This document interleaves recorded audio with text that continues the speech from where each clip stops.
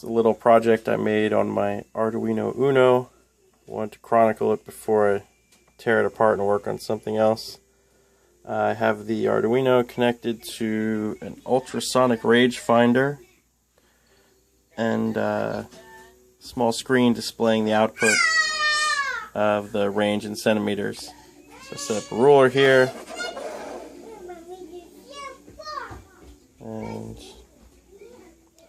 it's off usually by about a centimeter or so. I don't know if that's a rounding error in the programming or if the rangefinder just isn't that accurate.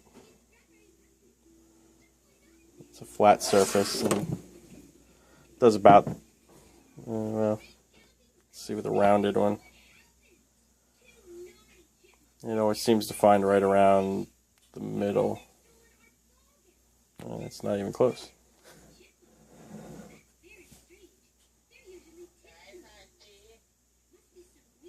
Yeah. So, there it is.